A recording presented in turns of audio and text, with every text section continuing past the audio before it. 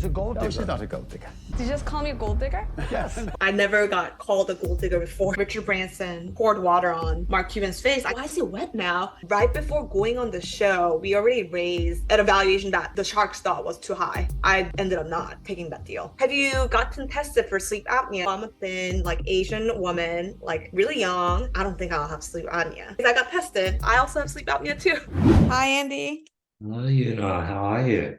Hi, I'm good. How are you? Pretty good, pretty good. Whereabouts are you based? I'm in San Francisco. Have you Yeah. always lived in San Fran? For the past 10 years, what about you? Sydney, Australia. Oh, cool. It's morning there? Yeah, 7:30. Oh man, pretty early. Thank you for doing this. I know it's like your... Pardon? Is it winter in Australia? Yes. Got it. Well, it's kind of like a winter in San Francisco too. It's so cold. So windy. I remember living in San Francisco. I was there for like 9 months. I was working at a small startup and it was cold. Like winter was like really windy, really cold. Like summer ended so quickly. I know. Yeah. Yeah. To give the audience a bit of context, how I came about was I was scrolling through TikTok and I found that viral Shark Tank clip, and there was a period where that sort of incident just that clip kept popping up.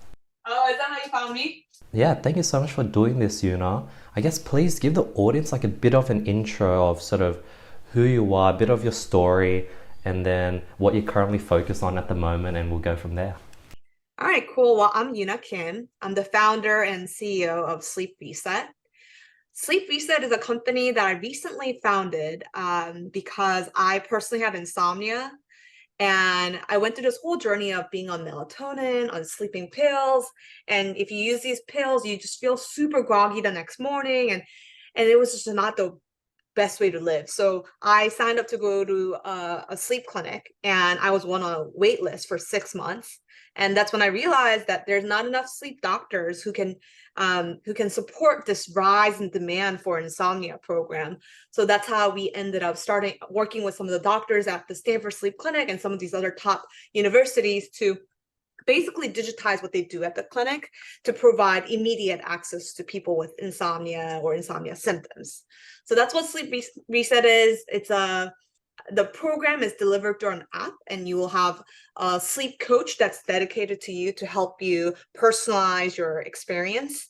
Let's see. Well, that's the latest company that I've started. I've started 2 other companies in the past in consumer tech business side of things. Yeah. Is that helpful? That's amazing. I sort of went through a similar journey where my sleep was just like I would have 8-9 hours of sleep and I'd wake up groggy, went to the sleep clinic, did the whole test, slept overnight, they put all the things on my faces, and then I realized that I had like mild sleep apnea. And then recently I've been using the CPAP machine and I feel way better. But it was like $1,000 sleep test. It was like over a long journey. There was no way that I could instantly figure out what was wrong with my sleep. So tell us a bit about the app. Yeah. So first of all, I'm so glad that you got tested, because people like yourself who's like thin and like not fat and not old, like often don't think that you might have sleep apnea, but it's like just so surprising. I actually have sleep apnea too. My sleep coach, so first of all, I had like insomnia first, right? And my insomnia, so we built SleepReset, and by the time we built the V1 of this product, I was still on a wait list at the Stanford Sleep Clinic. So I actually was part of the cohort of the first customers on SleepReset. And I went through this like a few weeks into it, and my insomnia was eradicated, which is why I had such a strong conviction for this product. But anyways, to go back to the sleep apnea thing that you were talking about, my sleep coach was like, okay, your insomnia is like so much better now. You are no longer spending time in bed trying to fall asleep or waking up too early, but your sleep quality is still not as good as we would like it to be. Have you gotten tested for sleep apnea? And I was like, well, I'm a thin, like Asian woman, like really young. I don't think I'll have sleep apnea, but anyways, I got tested. Turns out I also have sleep apnea too. But anyways, yeah, our program is if you go to the sleepreset.com, you go through this quiz, like kind of like an assessment that's designed by all these sleep doctors to help you identify why you don't sleep well. Because oftentimes people who have had insomnia for like even 10 years, they have no idea why they don't sleep well. Actually, we created a exclusive discount for your audience. So if you go to the sleepreset.com/AndyMai, you get a 15% off. But anyway, so you go through this quiz, and then the next day we'll deliver what we call sleep report or sleep evaluation that tells you why you don't sleep well, and we'll give you like a custom 8-week plan. So this 8-week plan entails some sleep logging, progress checking, some of the habits that you would need to change, but also a lot of the kind of cognitive restructuring. Well, it really depends on like why you don't sleep well, because we want to address the root causes of the sleep issues. So it's really customized to your sleep problem. And the program comes with a sleep coach who is kind of like your best friend in this journey. You know, people who often have sleep issues, they feel like really alone. Oftentimes they have a partner who sleeps really well, which was my case. My husband sleeps really well. So I was like really resentful, like, how come I don't sleep well and he sleeps so well, right? So it's good to have like a sleep coach who's like on your team, like that you can text every single day with, and you can strategize new things to try. And so most of the people would start seeing results by week 2. And by week 6 and 8, you should, really improve your insomnia symptoms. So on average, customer increases hours of sleep by 85 minutes right now on SleepReset. And your time to fall asleep and like time that you're spending in bed trying to fall back asleep is reduced by half on average. And like half of our customers who start with being on a sleeping pill or melatonin, they're able to stop taking them by the end of the program. That is so cool. What was like the biggest impact that helped you with your sleep? Because I remember trying everything from red light at night, not looking at my phone after 6 p.m., having early dinner, what else? Afternoon walks. Like I tried everything, had like a cooler underneath my bed, on my blanket. What sort of impacted and helped you the most? I think so there is one that had the most impact, but it's tough to explain it because it's a bit of psychological piece. So when I started having insomnia, where I am in bed, like staring at the ceiling for like 60 minutes, and you're like, oh my God, I have a meeting at 7 a.m. How am I gonna be able to, like, I'm gonna only sleep 5 hours tonight. I'm gonna be so tired, right? And so then you start having like all these anxious thoughts about the next day and how it's going to suck so bad that those actually even cause more stress that you can, of course, your body cannot fall asleep, because when your body's stressed, it's like kind of, our bodies are designed such that you don't fall asleep when you're under attack, right? Like when you're in the cave, our ancestors, they had to like run around if they're stressed, right? From trying to hide from, I guess, what is it called, predators and whatnot. So basically, if you have more of those experiences, then what happens is the next time you're in bed, you associate your bed, your mattress and bed with a source of anxious thoughts. So then it ends up becoming like, oh my God, this is an anxious place. So of course you're not going to fall asleep. So that's what we call sleep anxiety. And most of people with insomnia or insomnia symptoms end up developing sleep anxiety. And SleepReset has a bunch of, so every day you do a bit of lessons, and we also ask you to log your sleep. And some of these lessons are based on what we call cognitive behavioral therapy for insomnia. And some of these modules are designed to restructure some of your unhelpful thoughts so that you don't associate your bed with a source of anxiety and stress. So I would say it's a long-winded answer. It's not like one thing that I did that like just unlocked it all, but identifying sleep anxiety and starting to not associate my bed with a source of anxiety has been the most helpful one. But of course, there's like 5 other things I've done, which is like I used to, I would wake up at 5 a.m. during the weekdays, but then on the weekend, I would sleep in and I would sleep in until like 9 or 10 a.m. And so every weekend, I'm putting myself under this, what people call social jet lag. But like basically, I'm like putting myself into a jet lag every weekend. So that was another one where with making my wake up time consistent throughout the weekend and weekdays, that has been also another thing that's been helpful. And then after you sort of solved your insomnia, and then your coach was like, hey, you can do some improvement on your sleep quality, get more REM, get more deep. What things have you done helped with that? Mm.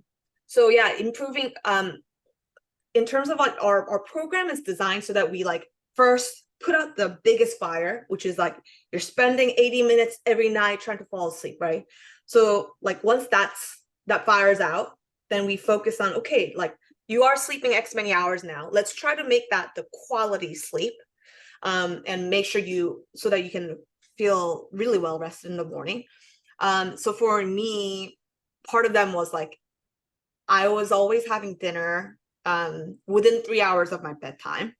So like if I start having dinner at 6 p.m. and I go to bed at 9, I was like, oh, that's 3 hour difference. No, but that's not the case because I end eating at like 7 p.m. and I'm trying to fall asleep at 9 p.m. And so, and you're trying to fall asleep and your body is just so busy digesting. So the quality of sleep gets impacted. So those are the little like minor tweaks that you would make to your body. But after doing those, my sleep coach was like, still like we are our normal, like our most of our customers see much more improvement early on. So I wanted you to get tested. And so that's why I got tested ultimately and had realized I have sleep apnea. So now I'm on a CPAP machine as well. But yeah, like sleep reset really helped me understand the root causes of why I don't sleep well. And that was a journey I was on by myself before, by Googling all these things, sleep hygiene, I'm going to try that and this and this. But the thing is, you need to first understand what are the root causes before you can treat or address these issues, rather than just trying a bunch of tips. That is so cool. Whereabouts do the coaches for Sleep Reset, how do you find them? Who are the coaches? Yeah, these are health and wellness coaches who often have something like an NBHWC certification. It's like the National Health and Wellness. I forget the acronym, but these are the like health coaches who most of these like coaching companies, health and wellness companies would hire. Our coaches are often, they have years of experience working for these other companies. We bring them on. We have a pretty crazy interview process. In fact, like I think it was like we have like over a few thousand applicants for a single role.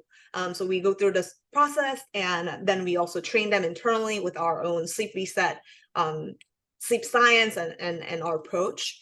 Yeah, they're usually based in the US. How do you go about acquiring talent for your companies, Like, how did you get 5,000 applicants for a new company that you founded?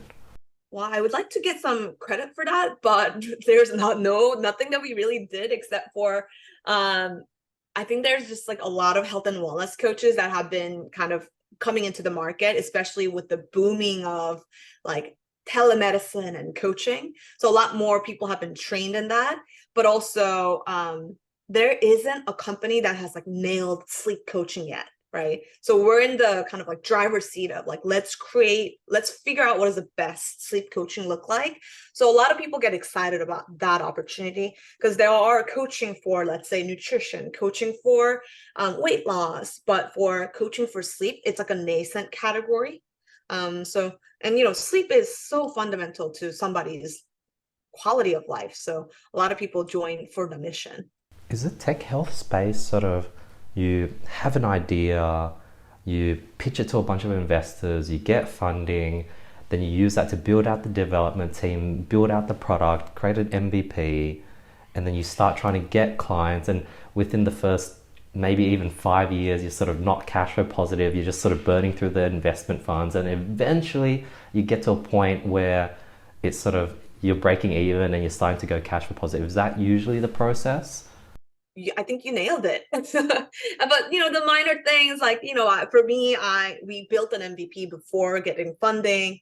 There are some minor kind of like order of things. Also, it depends on like which, I guess.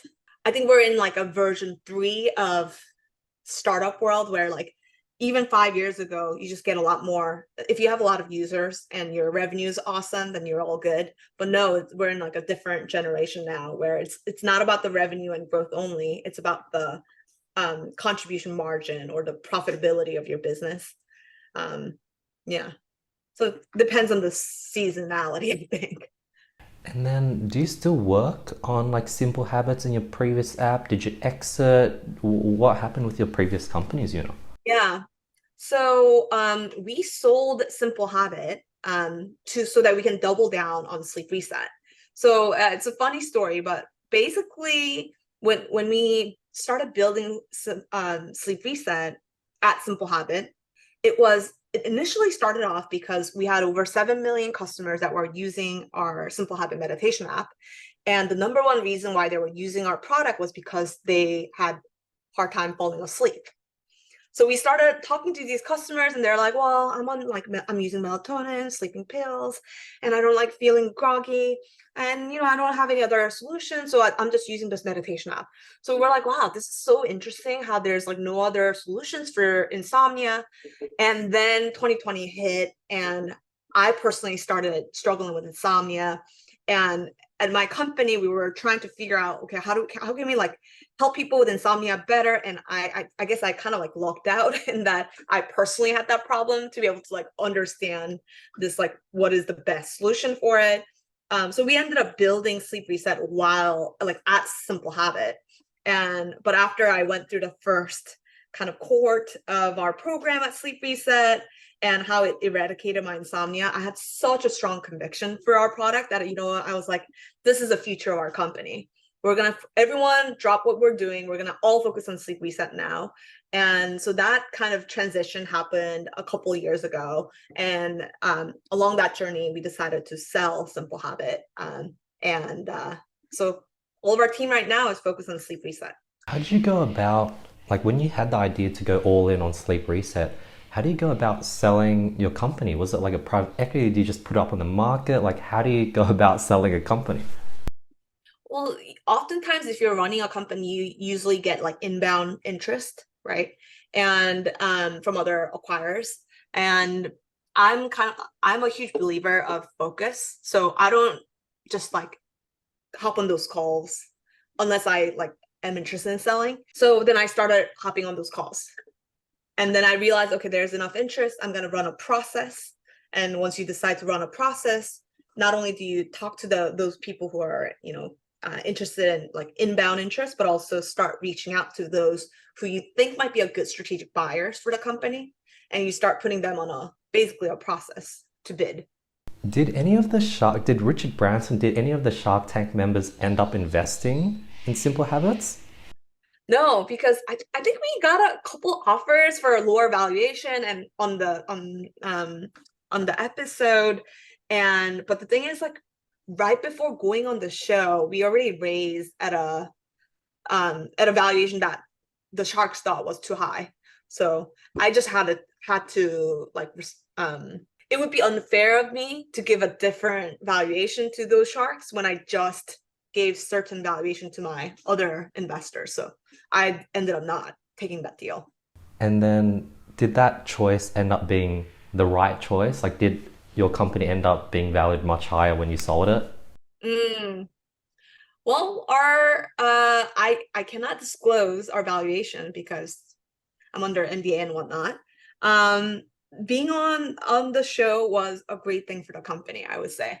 We did at that time we were focused on targeting busy young professionals who wants to bring in more mindfulness to their daily life.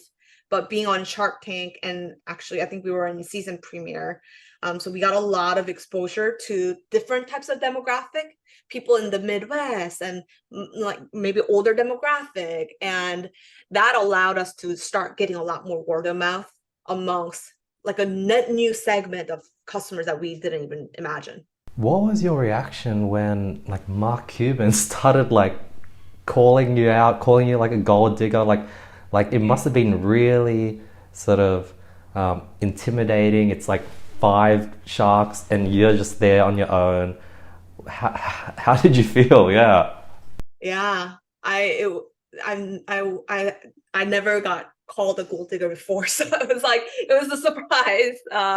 And but luckily I did meditate like quite a lot right before coming on the show. Because they call you to the what's that place called? The recording place, early in the morning, and they just call you in at any time. So I was like, I had a lot of time meditating. So when that happened, I was like, whoa, that is quite crazy. Let me think about how to like respond to that. Yeah, so I just remember feeling really surprised and just, and also the one thing that on TV, it seems as if like they're asking you one question at a time. But when you go on the show, actually the five sharks all ask questions at the same time. So it's like very like hectic. So I think I remember like it just kind of went by. And when Richard Branson poured water on Mark Cuban's face, I kind of missed that. And so because I was busy answering someone else's question and I saw that happening, I was like, why is it wet now? And like so it was like a bit of a fun like surprise. Yeah. What happened after Richard Branson threw word on Mark Cuban? Did it just like wrap up and end like right after that? And they're like, okay, we need to get changed. This is over. Like, what happened? Were they just sitting there wet for the next 15 minutes?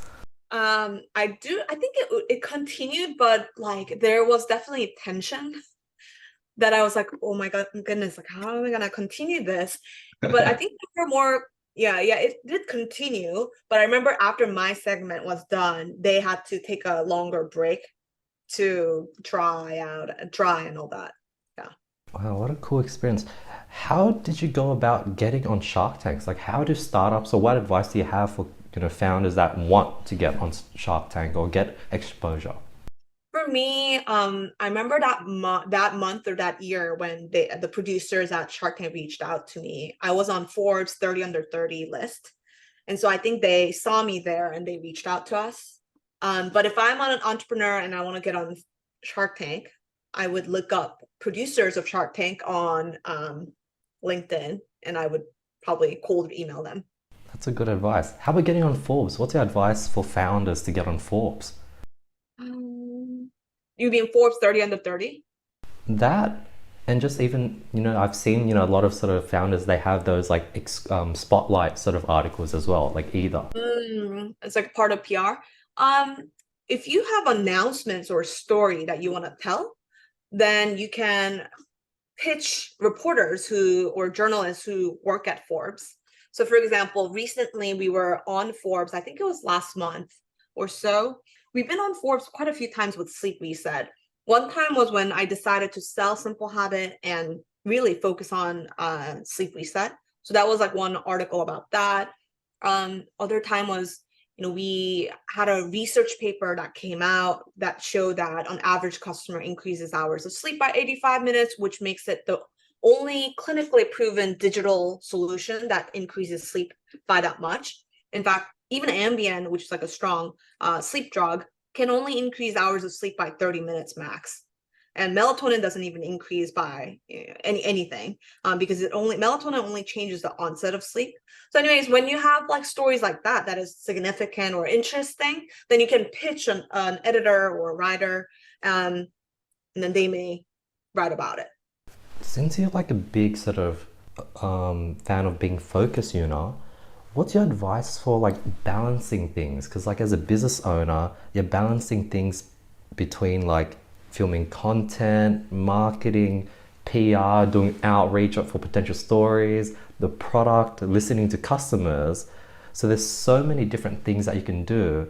Like I remember there was a time where I was doing outreach to I had like a list of all these writers from these different, but then I was like, it takes so much time, and even if you do get an article picker, I don't know if I could put that time towards content. So I'm constantly trying to figure out what is sort of worth my time. How do you go about sort of prioritizing?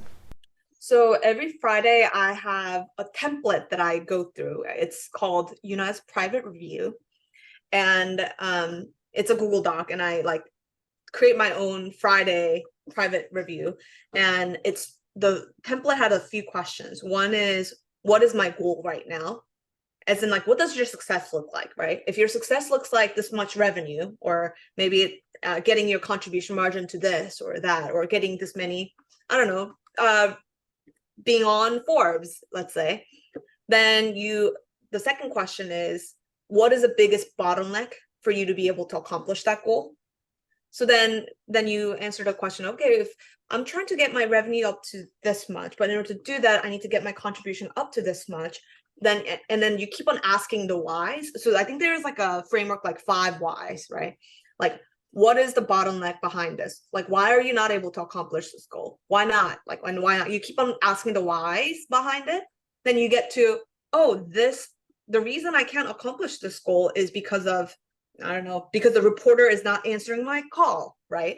Then you can come up with a strategy that addresses that. So I usually use that kind of framework to come up with, like, what is the most important thing right now that I need to solve to be able to accomplish this bigger goal. And that helps me prioritize. That's super cool. Do you see yourself sort of, because like being in the startup place, it's like a big grind. There's a lot of responsibilities, a lot of weight on your shoulder. Is sort of the roadmap sort of grinding it out, get to a certain age, hope you sort of can get a nice exit, and then sort of just cruise and sort of retire maybe around age 40 and take things easy, or have a few side hustles, but no longer put yourself in that startup grind? Or do you want to go all in on one company and sort of just work at that same vision for the next 60 years? I think that depends on, like, what is the why behind your life? Like, what is your purpose in life? Because actually I was like thinking about this the other day. Like, I think suffering is like inevitable in life. And the suffering happens when your dream, if there's like a distance between your dream and like your reality, right? And that suffering is like, you want to think about, like, what is the why behind, like, you want to have a good why, because whatever you do, suffering is inevitable. Like, whether it's your company one, or even if you're like the founder of Facebook, I'm sure you're suffering because there's like, probably you have a goal that you're not accomplishing, right? So at the end of the day, like, what is a goal or purpose in your life that is worth that suffering? Because I'm calling it suffering because that's how Buddhists like call it. So that's like the word that I use internally. But yeah, I think it depends on your why. For me, helping people improve quality of life is such a meaningful purpose for me that I'm willing to put all of my career on. Maybe like in terms of like exit and whatnot, if there's a partner that would allow me to accomplish that goal at a bigger scale, we'd be open to that. If it means we need to IPO to be able to get more scale, I'd be open to that too. But at the end of the day, for me, like, I don't have like a tactical plan of like what I want to do with the company at this age and whatnot. But my general direction or the purpose behind my life is like, I want to have a bigger positive impact. And I want to do that by helping people sleep better and improve quality of their life. Yuna, what's your process of learning and sort of growing? Do you sort of do a lot of reading? Do you have coaches? Or is it a lot of self-thought and self-review? How do I grow? And like stuff like figuring out your why, figuring out what energy management, like all those random little things, yeah. I love this stuff. I'm like, I can nerd out on that all day. Let me think about this. I think I do 2 things in general. One is like self-reflection that I do by myself.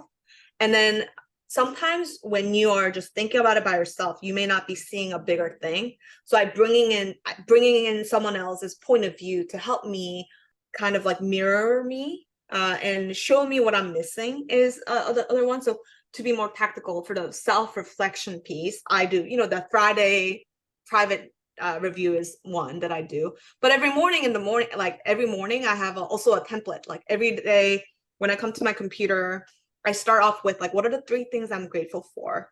And then I have like, what are the most important things that I need to accomplish today? Like I have like that kind of morning ritual, like rituals that I do. And I also meditate, and that really helps me. Because sometimes like I realize sometimes like I'm not like grounded. I don't know what's happening in front of me, even though because I'm just like so busy doing other things. So self-reflection is one. The other one that where I mentioned like I bring in another person into my life to help me understand what I'm missing is so I have an executive coach who helped me do that. Also a therapist. And I've been working with like both of these folks for like years now. Actually, my therapist, I feel like I've worked with him for 10 years now, but I've grown so much through some of these therapy sessions and executive coaching. Yeah. What type of meditation do you do? Is it just clearing of the mind? Do you sort of visualize? What type of meditation do you do? Mm. So I still use Simple Habit to meditate. And so it's kind of like every day, it just depends. Because I just choose whatever looks nice. And sometimes it's like body scan, sometimes it's breathing exercise, sometimes it's visualization. Also, sometimes like if I feel, I don't know, anxious or depressed or tired, it's a different techniques for that kind of mood that I'm in. But if I do it on my own, and sometimes I start my all hands at our company with a meditation that I lead. I would start off with breathing exercises where you like take deep breath in like that for like 10 counts. And then I start doing body scan. So you start feeling your top of your head, your like eyebrow, your like nose, and just kind of go down your body. And you just like realize, wow, I have like these limbs that you don't really feel like, or you're like not grateful for oftentimes. They work, especially your feet, they work so hard for you, they're going everywhere you go, and yet you like never thank them. You don't really take care of them. So that kind of exercise helps. Talking about like energy management, like 2 or 3 weeks ago, I was sort of struggling to be like motivated consistently. And then I sort of did this podcast with this guy named Alan Watkins. He's sort of like a researcher, and he talks about finding purpose. And he talked about how he has unlimited energy. I was like, what? How do you have unlimited energy? And then he talked about, if you find your purpose and you sort of align everything you do towards your purpose, you would find yourself just naturally just being more motivated. There's days where you have a 10-hour day and you're like, you want to go party afterwards because that day was just so aligned towards your purpose. So I started implementing that, and I was like, wow, like I do feel more motivated, more driven. I have more energy, but then my body feels like it's lagging behind. Like the last 2 days, my brain, it's like I don't know, it's like a light headache. It's just tired and sore. So my body isn't keeping up. Do you think it's just sort of like a muscle thing where if I just keep consistently working every day, my body will just gain muscle and it'll be able to work more without being tired?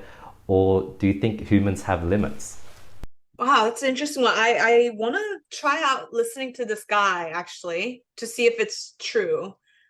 I'm biased, but I don't think you would have unlimited energy at all times. Um, in fact, in Sleep Reset, we learn about based on your sleep schedule, based on how you feel. We also give you like an energy schedule actually. Because sometimes people have different chronotypes. Some people are like, what's it called? Night owl. Some people are morning larks. You're just born that way where you're just not designed to be super energized at 11 p.m. Like I'm like that. Like I don't feel awake and alert at 11 p.m., but I feel so awake and alert at 5 a.m. I'm just kind of born like that, right? So being aware of that energy peaks and troughs and designing your life and daily routine around that is something that I can control, but making sure I have unlimited energy at any time of the day is something I think it's like a really hard thing to do. I've never done it. But yeah, so Sleep Reset gives you energy peaks and troughs schedule. And what that has helped me is like made me realize, oh, if I have a very important meeting, I want to do it at 8 a.m. because I want to be at the best self. And then, I probably don't want to work after 4 p.m. because I start working at 5 a.m., right? So I think being more aware of your energy peaks and troughs is more helpful. Some things that I do when I wake up, I used to wake up in the morning and I would drink coffee right away. But then I learned that when you wake up, your body is designed to like produce these hormones that would alert you. So if you drink caffeine on top of that, you're just kind of like double dosing yourself. So I drink decaf now in the morning. And then around like a little bit later in the morning is when I take coffee to caffeinate myself for like another go around. And then I go outside to get sunlight and like walk. I do all these things to like manage my energy. So I'm really interested in hearing this guy who is saying all you need to have is a purpose in life and you can get unlimited energy. But yeah.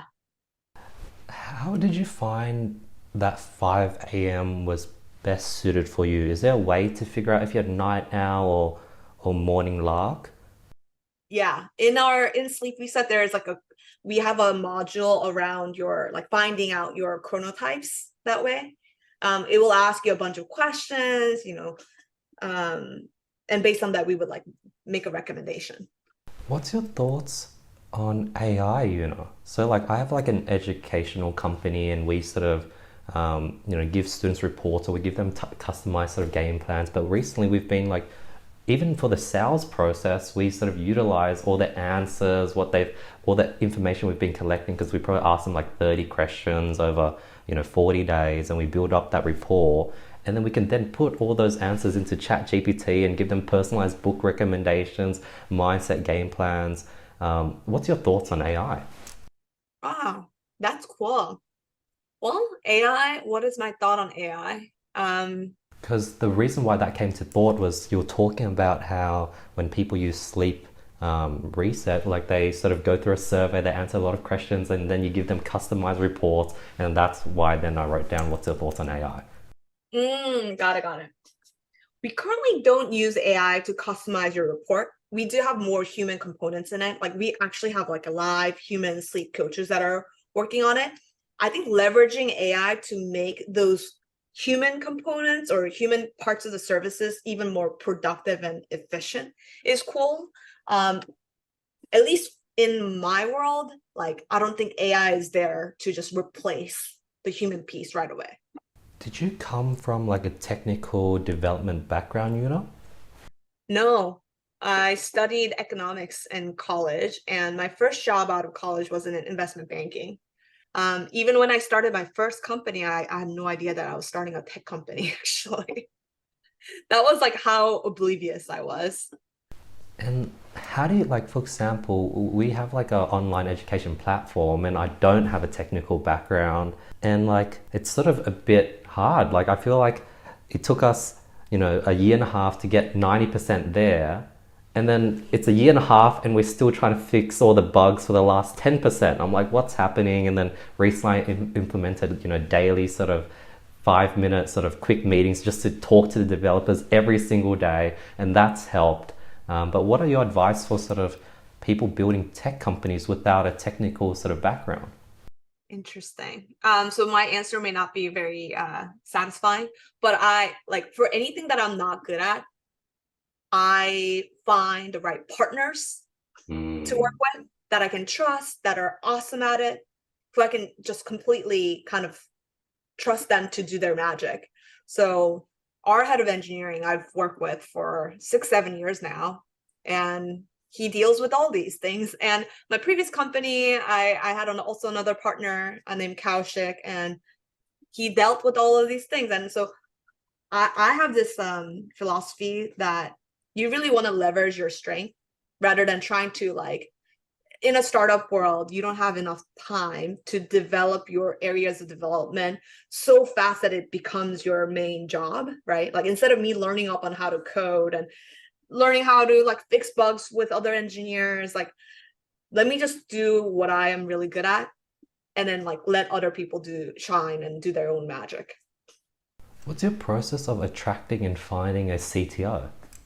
It's like the same as like recruiting. You reach out to people that you think might be a good fit. You have a gazillions of conversations to really assess the fit, but also you want to share with them, why they should get excited about you, and your vision. And it's kind of like matchmaking, kind of like dating too, right? If what that person is looking for and what you're looking for is aligned, then you get into a relationship or a partnership, or in this case, working relationship. But yeah, in order to like every single person at my company, in order to get them to where they are today at my company, I had to talk to hundreds of people. And I think of that like finding the right person to work with is such an important part of my job that I spend most of my time doing that. Is the process sort of looking at competitors and other companies within your niche and then seeing the CTOs from those companies and building a relationship? Is that the best way? And I assume that would be the best because now they're sort of in your industry, they sort of have experience, they've worked on maybe a competitor, and then you just sort of reach out a ton of them and it's sort of like, then you sort of do the filtering process. That's an interesting one. But sometimes if you're starting a company where you don't have a competitor yet because you're starting in a like nascent space, then you don't have that option. So you would start off with like, okay, what is this person's job? And what are the qualities or expertise that this person needs to have in order for them to excel in that job? And then, so then how can I find signals for that quality on, let's say on LinkedIn page, right? Maybe, so let me see if I can give you an example. So when I started my first company, which was like Android lock screen advertising platform, in order for this person to be really good at it, they need to be an Android developer. They also need to, because there's no other Android lock screen app at that time, this person needs to be really good at like problem solving something for the first time, like more entrepreneurial. Okay, so then what are the what are the signals for that on somebody's LinkedIn page? Maybe that person needs to be in an Android developer community, or maybe they must have worked at Google because they do Android. Like, you look for those signals and then you find those people, and then you have to hop on calls, grab coffee with them and like assess them. But yeah. With sort of the sort of sleep company, how do you go about sort of scaling coaching? Because I know like with my educational company right now, we have like a high ticket coaching program, but as my time no longer becomes like viable because I'm capped by my time, I think the next steps would be finding sort of either previous students or sort of people who have experience in what I'm teaching and sort of hire them as a coach, and then I guess just hire a lot of people and then somehow make it more digitalized and sort of reduce the amount of coaching and have more digital resources. Like, how do you go about sort of, or what's your plan on to scale coaching? So I think for us, it's like three type of, I guess, what's it called? Like a 3-step process. At first, initial phase was like, just throw money at the problem.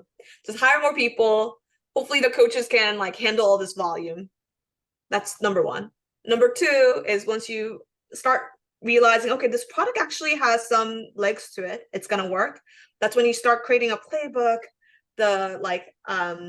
If there are common questions from customers, you like productize them a little bit, right?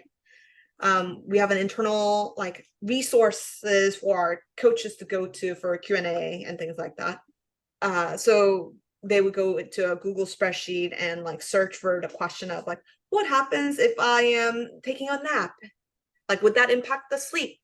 We don't want our coaches to be regenerating like answer every single time. So we would ask them to go to those Google sheet and find those things. And the third one is where we are at right now, is making the platform that our coaches are using so efficient that they're no longer having to use Google Sheet.